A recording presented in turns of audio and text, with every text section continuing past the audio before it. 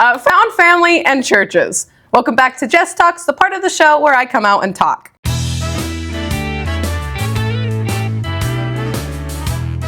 Today I've got a special guest. Do not point at me.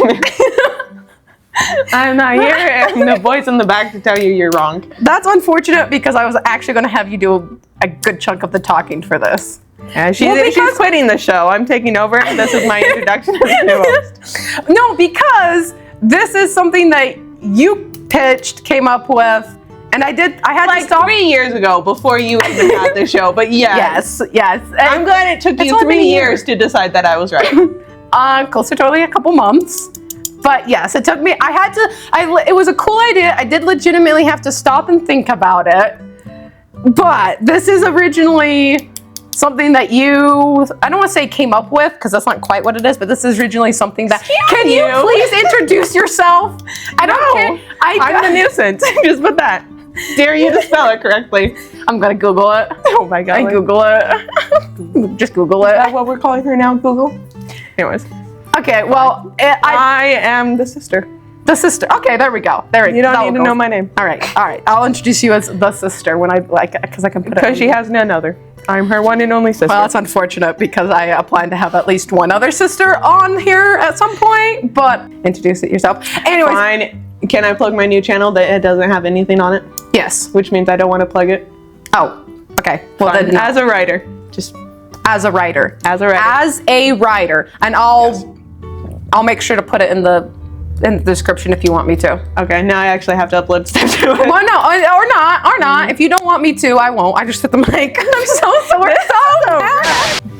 I don't know quite where I wrote out a bunch of questions to go with this, but I didn't put them in necessarily order. So I want to start. So, when did you die? Like a good place to start, you know? No. Anyways, I want you to start with how much I hate Found Family. Got it.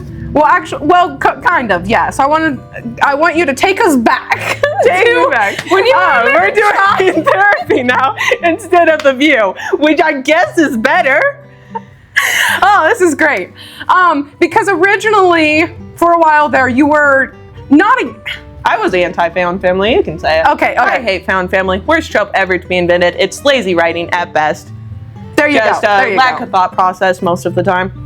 Yeah, especially since with our society, we are very anti-biological family. We are very anti-family in general. The word you're looking for is the nuclear family. Okay, thank you. The nuclear family. I'm going to write that down so I can use it in a different test talk. Nuclear. Here, let me shout out her YouTube channel for you. For a while there, were you against it solely in a media sense, in a like movies, books, TV show sense, or were you against it to some extent in quote unquote real life? That's the hard question, is because I want to believe in death of the author, but I don't think it's actually possible to separate the work from the author himself. And I do believe that fiction reflects reality and reality influences fiction. Yeah. So something as simple as 99% of kids shows out there, the best friend, their friend group is all fellow students that go to the same public school. They have the same class, they have the same childhood because they're growing up with each other. And even though most of the time the main star does have other siblings, they're not close to them because they're in 8 different ages. So they're in different classes, they're in different schools, they're having a different childhood than your main star. So it's part of reality because that's what everyone had. No one's really close to their siblings until adulthood. You can find those on Instagram all the day long. So it was mostly that it was something in society that I didn't like being reflected back at every turn.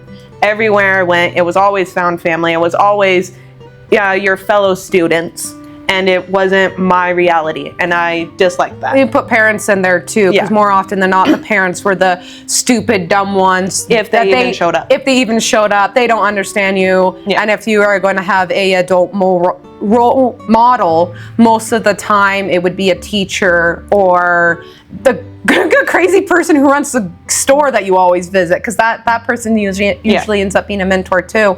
So the adults also. And a good example of that is Boy Meets World from Disney. Yeah. Even though the parents are there, sometimes they do engage in the plots, the more serious plots especially, and they're not necessarily stupid. It wasn't Disney turning the parents into goofs yet, but the main adult figure in the kid's life was the neighbor, was the teacher, who was the same person. It was Mr. Feeney. And so it was literally everywhere.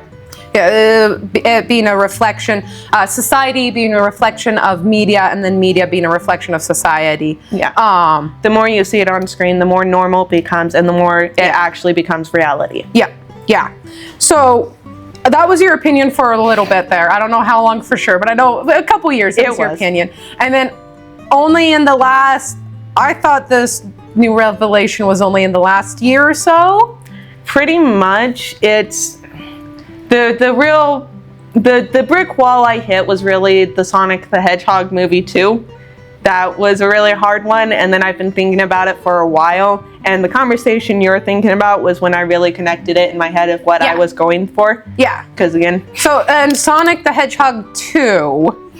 Oh, you finally seen? Yes, I finally have seen all of them. It took a minute. Years, but a minute works too. For all of the Sonic Hedgehogs, they are very heavily found family, all 3 movies. They are heavy found family. Yes, they are. So they were something that had to make you... I don't want to. I'm not like try to. Yeah. I'm just talking. It's just the problem that it goes back to the internet debate, at least, of what counts as family and what counts as found family. That is true. Because a lot of adopted kids in canon, excuse the use of the word, is considered to be found family when that's not what that is. Adoption and even fostering, I consider something different than the found family trope entirely. Yes. Yeah. So we might maybe ought to clarify that. When we say found family, we're talking your bestie that does not share anything with you. You're just your best friends. Yeah. That you do everything with each other. A good example of that would be Girl Meets World. Maya isn't biologically related to Riley, but there you go. You know, Riley's parents are basically parental figures to Maya. She spends a lot of time over at their house. But she's found family. She's found family, but she's never officially adopted, never officially stepchildren or anything like that. I do agree with you on. I agree with you on most of this, like 99% of all of this. But yeah, adoption and that's not found family. That is family. Point blank. Period. In my view, that is family. Which is awesome, and I 100% support no matter what's going on. Just putting that out there. Yeah, when we say found family, we mean your best friend. The best friend. Your group of friends that show up when your family doesn't, or show up when you don't allow your family to. And that's probably a different Jess talk. That's a different Jess talk, I think. So anyways, the Sonic the Hedgehog movies were the ones that kind of made you stop and rethink? Or or were you already going like, hey, there's got to be something else here because this is so... The second Sonic the Hedgehog movie came out at like the height of the anti-found family, and for the longest time I was convinced that it didn't count because, you know, they adopted Knuckles and Tails until the third movie came out and he friend-zoned his own family, so that was fun. Yeah. I legit thought it was just the adoption story, but they never allowed that to happen, so it is a found family. Okay. All right. So that established... Nothing. No, well, it gets a little backstory and stuff. Against the found family trope, a little bit against it in real life, but against it heavily in writing and stories and stuff. The media reflecting reality, reality affecting media. Mm-hmm. And then you make the realization that... Well, you make the realization that... I'll go that way. That a big problem with the found family for me was that it almost felt like Hollywood was always telling me that my reality was so unbelievable that they could never write it. That it was more believable that dragons existed, that you could be a reincarnated version of King Arthur, that you could meet Merlin in a dark alley somewhere, than it was to have parents that actually loved and respected you, that you had siblings that you were closer to than anyone else, that they were your best friend. That I was constantly being told that my reality was completely fictional, should not exist, was completely unnatural, and at the same time, I like cultural appropriating it. They were stealing the titles. They were giving it to people who did not deserve it. That it was just erasure of me, pretty much. I like using the word unbelievable. They like to put out in their movies and media and everything that it is unbelievable to have a functional family, to have the parents who care, to be close to our siblings, who are willing to come on my channel and do this because I asked. Yeah, I like using the word unbelievable for that. That they think it's unbelievable. Yeah.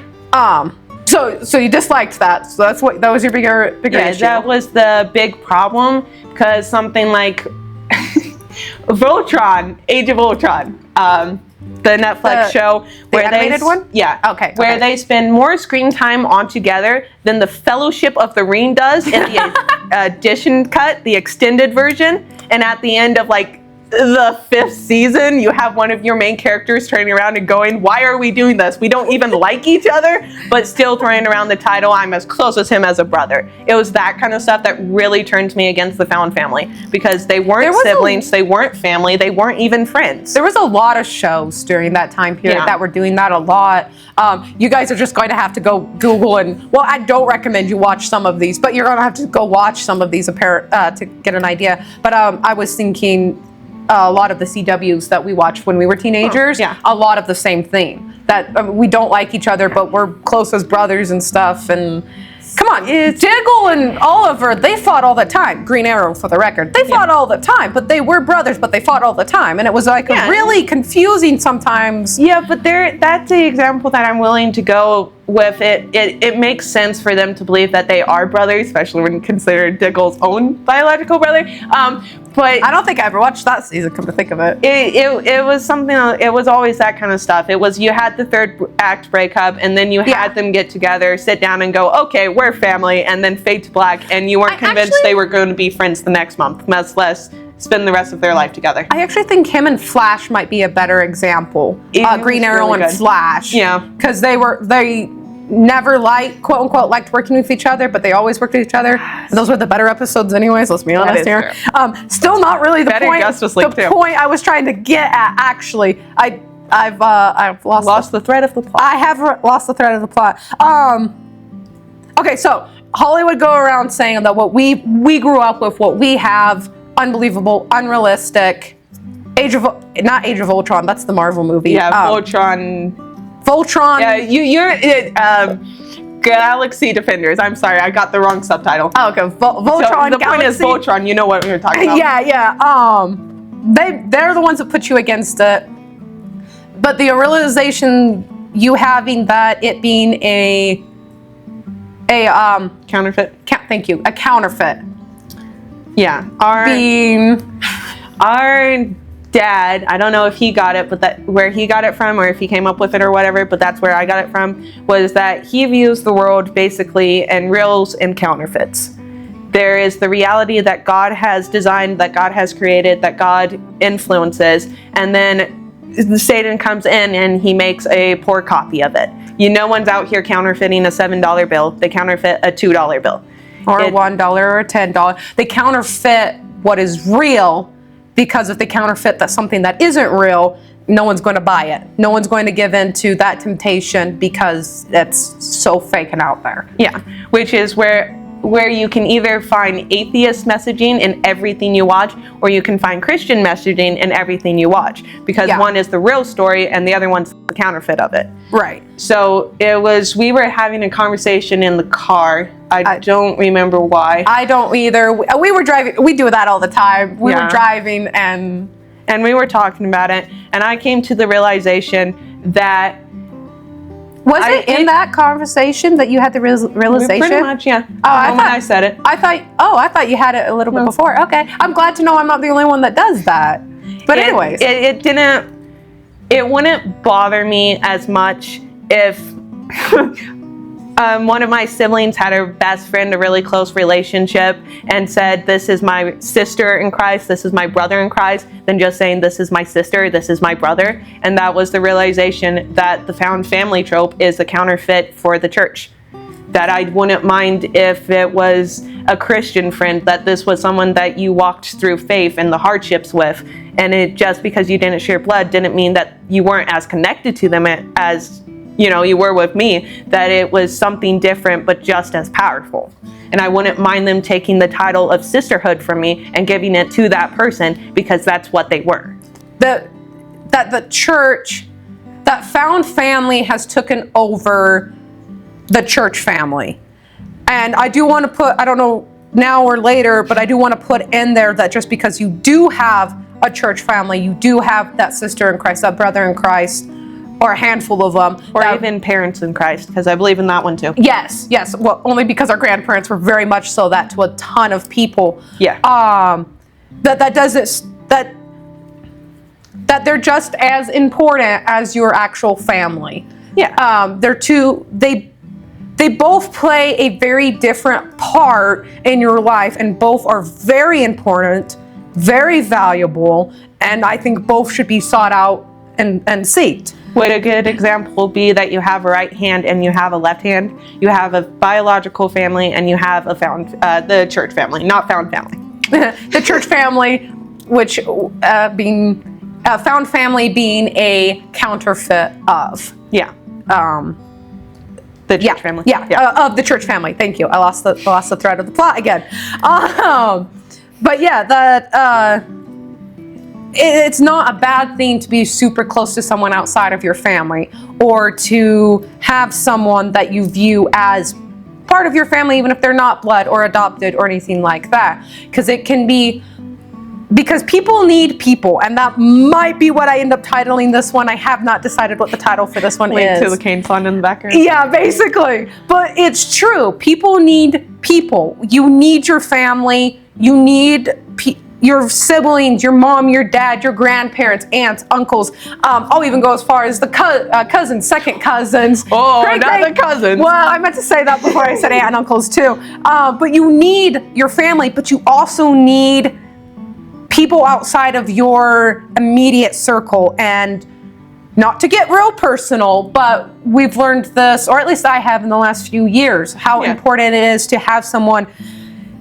Just because you love and admire your family to pieces and they are your best friends, when things happen within that family dynamic, it makes it hard to find someone to talk to if your only circle is that family. Because they're in the midst of, I don't want to say drama, because that's always viewed as a negative thing, but it's always are involved with what is weighing you down, what is not causing the hardship, but they are part of that. Yeah. They are involved in it. So it's hard to go to them and be like, hey, I'm having this, this, and this, and this. It's like, yeah, so am I. I'm in the middle of what's going on also. But having your quote unquote found family, or your church family, or someone you can go to and say, hey, this is what's happening. There's a lot going on. I just need someone to talk to. You don't have to do anything. You don't have to say anything. I just need to tell someone else who's not actively involved in everything that is going on in my personal circle. I am under the belief that you need both. That you need the really close friend, or the best friend, or a handful of people, a handful of friends, or even your pastor, honestly, or your pastor's wife. That you need someone to go to and say, I don't necessarily need counseling. I don't need you to get involved. I just really need someone to talk to, because the people I normally talk to, they're the ones that are being affected in the exact same way I am. It is something happening in our family that is affecting all of us. So talking to them isn't going to be the same thing, if that makes sense. Yeah. Because a lot of the time it'll also feel like telling the people who are going through the same thing that you're just adding your emotions on top of their emotions and top of what's actually going on, that you're just weighing them down more. And it is more, not more therapeutic, but it can help a lot to just go to someone who doesn't have that weight already and to just share it with them. And just be like, hey, don't need you to do anything. I just got to tell somebody. I won't sugarcoat it. It can be hard to find those type of people. I think you did. I won't go into much details on that. I tried to be definitely did. I tried to be a little discreet when I talk about locations. Yeah. I'm not the greatest at it.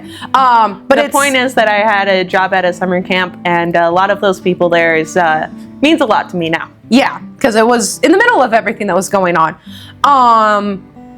And I personally, it's something that I have recently realized that I need to put in the work to go get and find.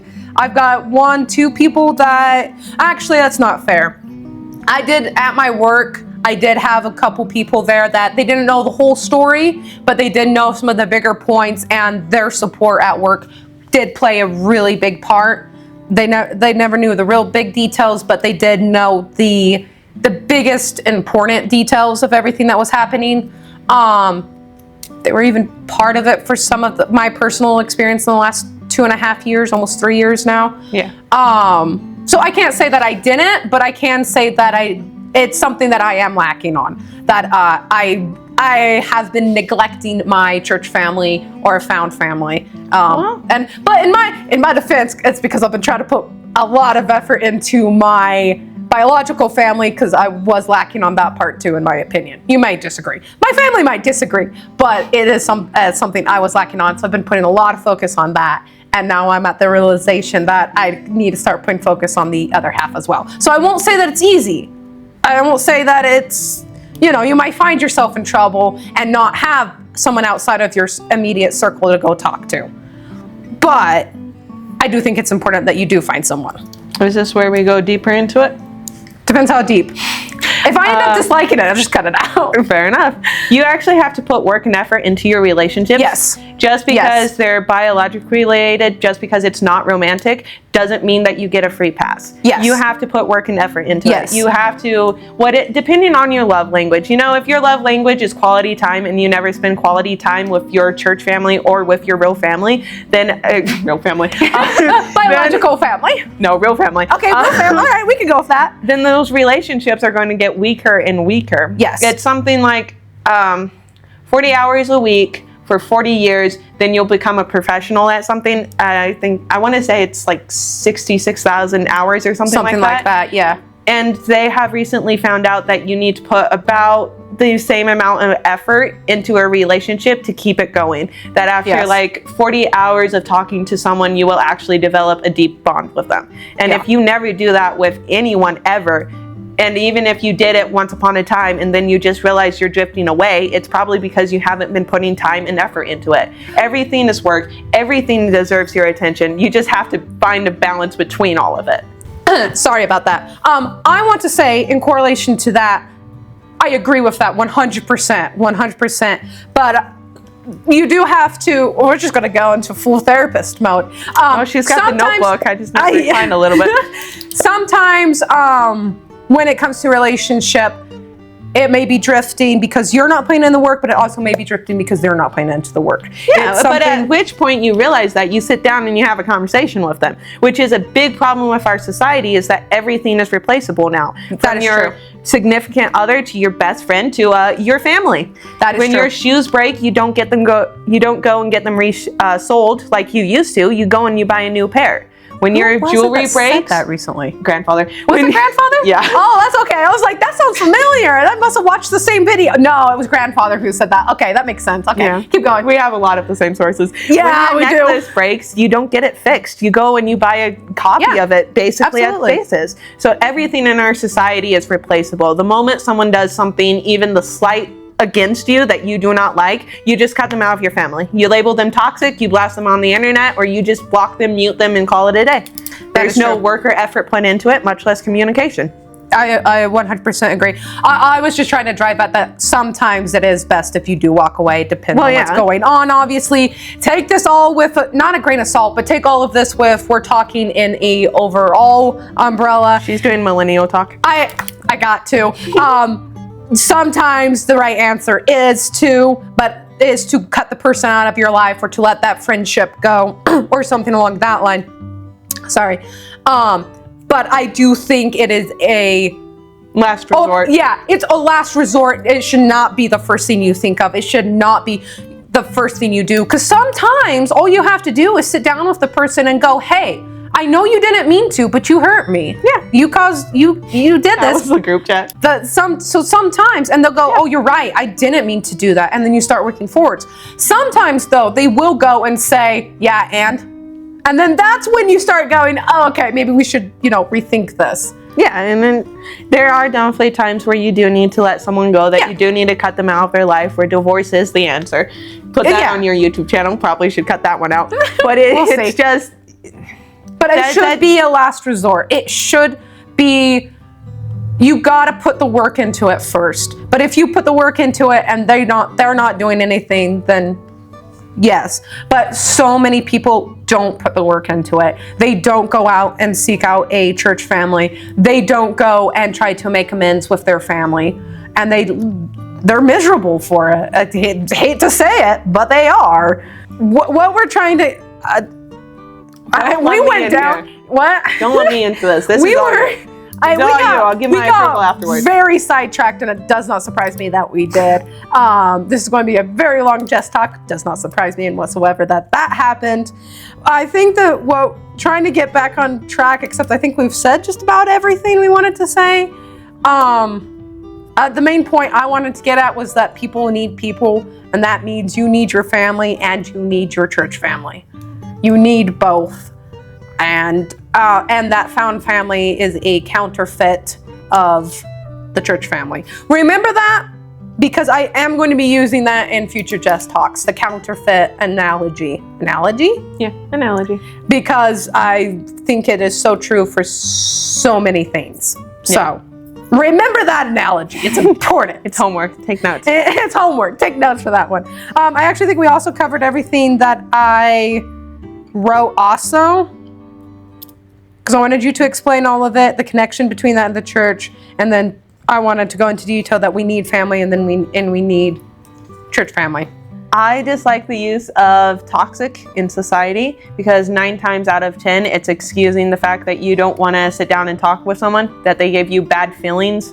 And a lot of the excuses I've seen for people use it to do it, cut someone who's toxic out of their life, is because they won't celebrate their wins. But not all wins should be celebrated. The best analogy is that one of my first jobs, you know exactly where I'm talking about. Yep. I was never maid manager, but if I had been maid manager, half of my family would not have celebrated that. Even though it would have been a title raise, I probably would have gotten an actual legit raise out of that. Yeah. And it should have been a win, but it would not have been, because of the workplace and how it was treating me and what it was doing to everything. That's why I was confused on why you think we wouldn't celebrate it, but yeah. No, because of what of the family is telling you, you should have left 6 months ago. Yeah, okay, no, that's maybe why. It's not a win. Maybe you shouldn't celebrate every good thing that our society pushes in your direction. I also think going in with some of that, didn't mean to interrupt you. No, you're right. With some of that is, if you tell your circle, your family about a win and they don't celebrate it, you might ought to stop and take a look and back and like, well, did I celebrate any of the time they've told me of a win? There's also that. It's back to the victim mentality. Well, what we were just talking about, that you've got to put in the work into it. Yeah. If you're not going to go and celebrate them, if it should be celebrated, if you're not going to go celebrate them and support them in what they're doing, even if you do kind of borderline disagree, but they're adults, they've got to make their own decisions. Sorry. But if you're not putting in the effort to celebrate and support and lift them up, why would they do it to you? Why should they? Why would they support and lift you up? It goes both ways. You have to put the work into it. And That's just what I thought. specifically with the family relatives, that's where I have problems with people cutting family relatives out, because they always paint themselves as the victim, that they never did anything wrong, that they're the sweet, innocent little angel sent from God himself who's never done a single wrong thing in all the planet Earth. And it's just like, yeah, there are narcissistic parents. There are siblings who are just psycho for no reason. There are people that you shouldn't surround yourself with, and maybe your personality doesn't match. I just suggest cutting down the time. If you can't stand them for more than one day a year, then show up for Thanksgiving and not Christmas. You don't have to go complete nuke them off at the face of the planet Earth just because they don't make you feel good 100% of the time. Or don't even acknowledge they exist. Someone asks you, hey, do you have siblings? And you go, no, because your other sibling was, I don't know, crazy or something. Rude to you that one time, and you've never forgiven them. I agree. Don't go nuclear. I mean, maybe cut down, maybe, limit things. I'm all for that, but don't completely cut them out. Don't go around saying they're dead to me. And let's be realistic here. Exactly. There are people that you're not going to vibe with. Even if they're part of your church, even if they're part of your family. Just you have your own set personality, and that personality is not going to always 100% get along with everyone else. There are going to be some people who may even be in your family tree that you just can't see eye to eye on anything with. But again, I think there's a vlog family. That she had a aunt that did not approve of any of the life choices they were making, from homeschooling to selling the house and living in Europe for a year, basically backpacking and couch surfing with all of their kids. And she said that she never regretted cutting the aunt out, even though she seriously thought about it for a while, because she prepared her for YouTube. Because those YouTube comments meant nothing to her after what her aunt put her through. There you go. And sometimes, you need someone to butt heads with. You need someone to constantly grind your gears and make you stop and think, and to correct you when call you out and correct you when you say something that's blatantly wrong, because you're going to be wrong. You're going to mess up at least once in your life. You know? And you shouldn't surround yourself with yes men, and you shouldn't surround yourself with no men. And my biggest problem with labeling people as toxic is either it comes off as you just want to be the victim in the situation and not acknowledge what you did in it, or you're downplaying abuse. Either they are abusive and they should not be in your life, or you need to sit down and have a real conversation with them and rest of everyone else that is connected between you two, and go, hey, there's a problem here. Either fix it by yourself, or I'm going to tell the others, and then we're going to hold an intervention for you. And if that doesn't work, then consider cutting them out because they're being abusive towards you. My real problem with labeling people as toxic, including family members, is that you're downplaying abuse. Either it's abuse or you're just not happy with them. And that's like the two options. There's no actual toxicity here.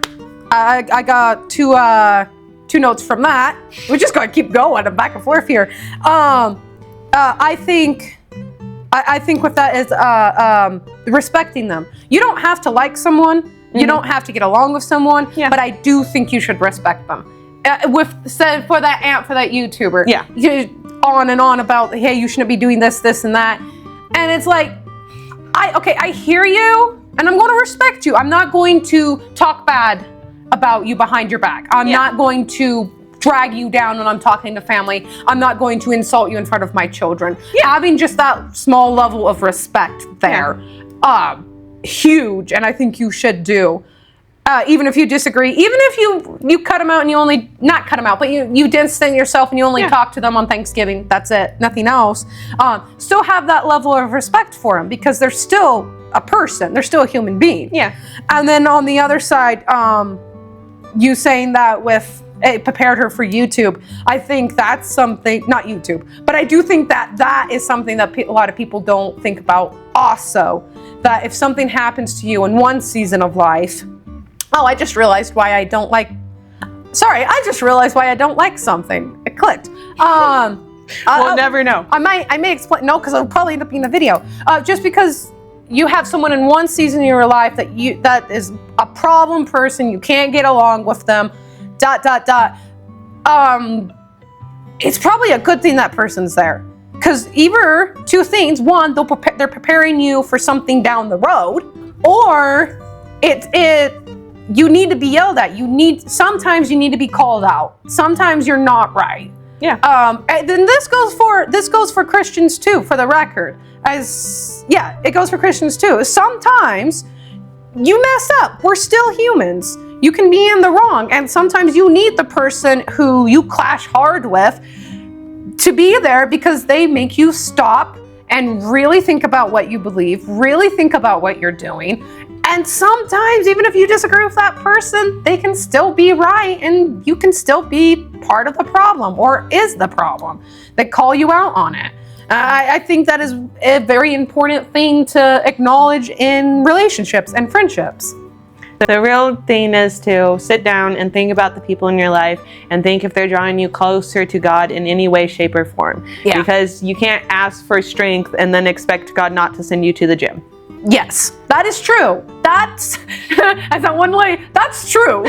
You can't, I think about it all the time for patience, because that's always the big one. Yeah. Like, do pray for patience. That's not what I'm saying. Just be ready for what he sends you. Yeah, just be careful what he sends you. And the same thing, strength, wisdom. It's like, okay, he's going to put people are people. You need people, but people are people, and they can be difficult. They can be problems.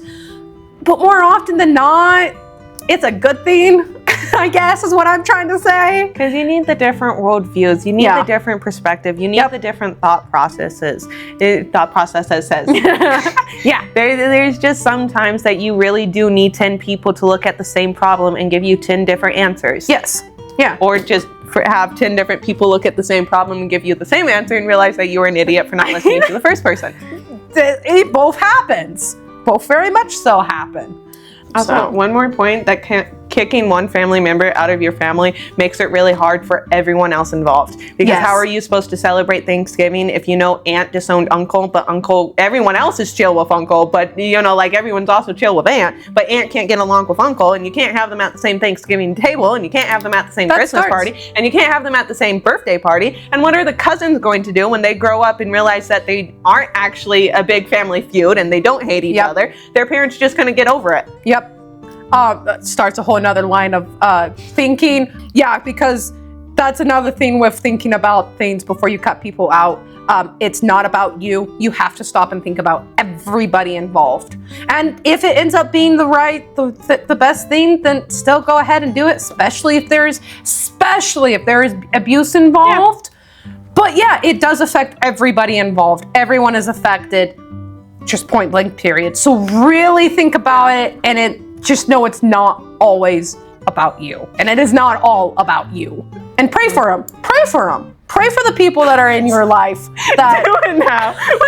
Actually, yes, do it right now. Pray for the people who are rubbing you wrong and causing you issues, and your family members that you're having problems with. Pray about it, and take it to your church family. Take it to your pastor. Take it to someone you're close with in your church family.